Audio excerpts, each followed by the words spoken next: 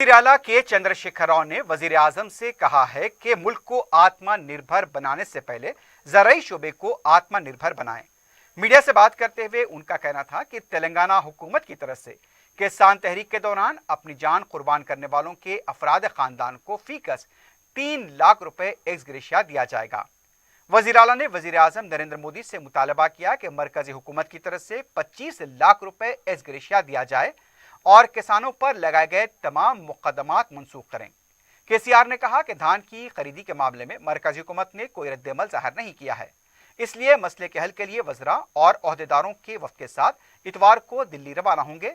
मरकजी हुकूमत का वाज़ेह मौक़िफ़ हासिल करते हुए किसानों को वाकिफ कराया जाएगा। वज़ीर आला ने कहा कि पार्लियामेंट में अक़ल तरीन कीमत कानून लाया जाए, वरना फिर एक बार तहरीक शुरू की जाएगी। बरक़ी कानून को वापस लिया जाए।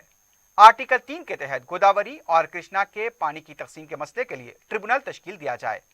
अगर ये नहीं करेंगे तो बड़े पैमाने पर एहतजाज होगा, क्योंकि 7 साल से हम बर्दाश्त कर रहे हैं, अब बर्दाश्त का मादा खत्म हो चुका है। इसके अलावा गिरिजन तहफ़्फ़ुज़ात, SC ज़ुमराबंदी और BC तबके की मरदमशुमारी को हल करें। उन्होंने कहा कि बीजेपी का कच्चा चिट्ठा अवाम के सामने खुल गया है। धान खरीदी और 3 ज़राई क़वानीन को लेकर जो प्रोपेगेंडा किया गया था वो आश्कार हो चुका है, इसलिए अब झूठा प्रोपेगेंडा बंद करें। वज़ीर आला ने कहा कि किसान परेशान न हो, मौसम बरसात में काश की गए धान के आखिरी दाने तक को हुकूमत खरीदेगी। किसान जल्दबाजी से काम न लें। आत्मनिर्भर कृषि इस देश में बहुत ही आवश्यक है, इसीलिए कि हम बहुत बड़ी आबादी वाला देश है। हमारा पॉपुलेशन आज 140 करोड़ के करीब करीब जा रहा है। 138 करोड़ तो अभी कहा जा रहा है, मेरे ख्याल से कुछ ही दिनों में 140 करोड़ भी जा सकता है।